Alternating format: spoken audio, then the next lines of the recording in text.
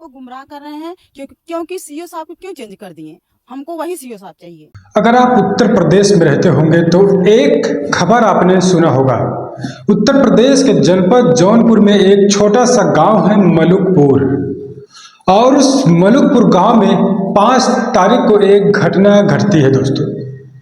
एक दलित दंपत्ति अपने खेत की सिंचाई करने जाते हैं और अचानक से लापता हो जाते हैं। ऐसी खबरें 6 जनवरी से लगातार मीडिया में सुर्खियां बनाई हुई है। लेकिन पूरा प्रकरण हम आज जानेंगे। लेकिन जो दलित दंपत्ति की 6 बेटियां हैं, उसमें से बेटियां अब किस प्रकार से एक नया खुलासा कर रही हैं। बेटियां फिर से आशंका के एक घेरे में आ गई हैं दोस्तों। जी दोस्तों, आप देख रहे हैं हिंदी दस्तक टीवी में आपके साथ रविंद्र कुमार, और आज हम बात करेंगे मलुकपुर की एक घटना के बारे में, जिसमें एक नया मोड़ फिर से सामने आ रहा है। जिस प्रकार से 5 तारीख को रामचरित्र और उनकी पत्नी किस्मती देवी अचानक से खेत से लापता होते हैं, उसके बाद तमाम लोग कहते हैं कि उनकी करंट के चपेट में आने से मौत हो सकती है। हालांकि एग्जैक्ट किसी को पता नहीं था, तो सभी लोग एक बात बोल रहे थे कि वहाँ करंट, कमलेश सिंह नाम के व्यक्ति ने अपने खेत में करंट लगाया, उसके चपेट में आने से कहीं न कहीं किस्मती देवी और रामचरित्र का डेथ हो सकता है। इस प्रकार से तमाम तरीके के चर्चाएं सुर्खियां में बनी हुई थी। लेकिन जब पोस्टमार्टम रिपोर्ट आती है, उसमें बहुत बड़ा खुलासा हो जाता है दोस्तों। और हम जानने का प्रयास करते हैं कि पुलिस प्रशासन इस पर कितनी अच्छी तरीके से जांच कर रही है। पुलिस पर किस प्रकार से अब पीड़ित परिवार की जो बच्चियां हैं, उन पर भरोसा बिलीव नहीं कर पा रही हैं। और जो अधिकारी, शाहगंज के क्षेत्राधिकारी सीओ अजीत सिंह चौहान, इस पूरे मामले को शुरू से लेकर आखिरी तक, जब तक डेड बॉडी प्राप्त नहीं कर लिए, बरामद नहीं कर लिए, तब तक लगातार अजीत सिंह चौहान लगे रहे इस केस में। तो उनको 5 तारीख से लेकर 13 से 14 जनवरी तक जब डेड बॉडी दोनों को मिली, तो टोटल उनको खबरें पता थी। तमाम तरीके से अपने फोर्स के साथ रामचरित्र और किस्मती देवी के शव को बरामद करने में जुटे हुए थे। लेकिन लगातार पुलिस प्रशासन भी लगातार खोजने में जुटी थी, लेकिन डेड बॉडी हाथ नहीं लग रही थी। उसके बाद से बहुजन समाज पार्टी के विधानसभा के पदाधिकारी जाते हैं वहां पर, और विधानसभा के पदाधिकारी जाते हैं तो वहां पर देखते हैं, जायजा लेते हैं, पीड़ित परिवार से मुलाकात करते हैं। उसके बाद मंडल प्रतिनिधि जाता है दोस्तों, एक डेलीगेशन जाता है मंडल का, और मंडल का डेलीगेशन जाता है तो वो भी पीड़ित परिवार से बातचीत करता है। उसके बाद बीएसपी सुप्रीमो मायावती जी को एक खत लिखा जाता है, जिस खत में पूरे मामले के प्रकरण को लिखकर बीएसपी सुप्रीमो के पास भेजा जाता है कि बहन जी, इस प्रकार से एक मलुकपुर जौनपुर में गांव है, उसमें घटना घटी है, दलित दंपत्ति अचानक से लापता है और पुलिस प्रशासन अभी तक खोजने में नाकामयाब है। तो बीएसपी सुप्रीमो मायावती जी अपने प्रदेश अध्यक्ष विश्वनाथ पाल को भेजती हैं दोस्तों, और विश्वनाथ पाल अपने टीम के साथ मलुकपुर गांव में मौजूद हो जाते हैं। उसके बाद विश्वनाथ पाल ने कहा अजीत सिंह चौहान से कि आप डेड बॉडी को खोजिए, जो भी सहयोग होगा हम लोग करेंगे, लेकिन आपको पूरा सहयोग परिवार को करना होगा। तो अजीत सिंह चौहान लगातार खोजने का प्रयास कर रहे थे। उसे 20-13 जनवरी को किस्मती देवी की डेड बॉडी नहर में एक किनारे दिखाई पड़ती है किसी महिला कांस्टेबल को। उसके बाद महिला कांस्टेबल जब देखते हैं कि किसी की डेड बॉडी पड़ी है, तो लोग जब डेड बॉडी को निकालते हैं, देखते हैं किस्मती देवी की डेड बॉडी है। तो उसके बाद पुलिस अपने कब्जे में डेड बॉडी को लेकर पोस्टमार्टम करने के लिए जौनपुर भेज देती है। और जब पोस्टमार्टम होता है दोस्तों, खबर पूरी तरीके से चौंका देने वाली है। पीड़ित परिवार और सदमे में चला गया, टेंशन में हो गया, सोच में पड़ गया, आखिर में मेरे माता पिता के साथ ऐसा क्यों किया गया।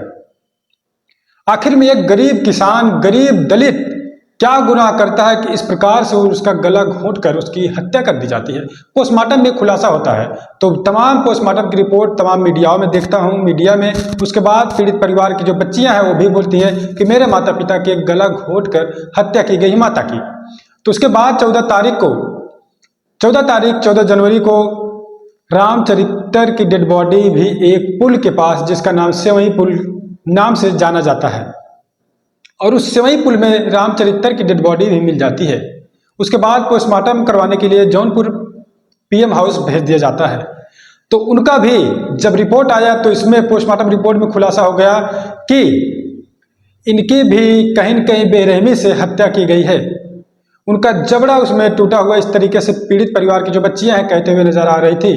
उसके बाद से क्षेत्राधिकारी जो अजय सिंह चौहान है उनको अचानक से उनके हाथ से इस केस को वापस लेकर एक किराकत के सीईओ अजित कुमार रजक, शाहगंज के क्षेत्राधिकारी अजय सिंह चौहान से केस को वापस ले लिया जाता है और केस को लेने के बाद अजित कुमार रजक जो किराकत के सीईओ है इनको सौंप दिया जाता है। उसके बाद से पीड़ित परिवार की जो बच्चियां हैं तमाम तरीके से उन्होंने बयान दिया, मीडिया में बयान दिया उन्होंने कि इस प्रकार से जो हमारे साथ किया जा रहा है, हमको जो क्षेत्राधिकारी शाहगंज के थे उनके ऊपर पूरा बिलीव था, ट्रस्ट था, भरोसा था, हमारे साथ वो पूरी तरीके से कोऑपरेट कर रहे थे और हम भी उनके साथ कोऑपरेट कर रहे थे। तो आखिर में ऐसे में जब हमारे केस की जांच लगातार निष्पक्ष कर रहे हैं तो ऐसे में उनके सामने से इस केस को लेकर किसी और सीईओ को दे देना, ये प्रशासन क्या करना चाह रही है, इस प्रकार से बच्चियों का कहना है दोस्तों। और आप क्या कुछ सोचते हैं हमको कमेंट करके आप जरूर बताइएगा। जब एक अधिकारी जब तक डेड बॉडी नहीं मिली तो अजय सिंह चौहान को ही केस सौंपा गया था। अजय सिंह चौहान इसकी रेख देख कर रहे थे, लेकिन जब डेड बॉडी मिल गई, जब पोस्टमार्टम रिपोर्ट आ गई तो आखिर में ऐसे में प्रशासन को सीईओ बदलने की क्या जरूरत आ गई है। इस तरीके के बच्चियों के क्वेश्चन है प्रशासन से।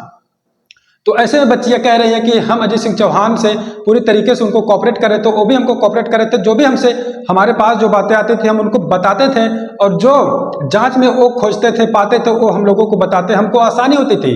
और अब हम नए सीईओ साहब हैं अजित कुमार रजक, उनके पास कैसे जाएंगे किराकत, उनके तक बात हम कैसे रख पाएंगे अपनी।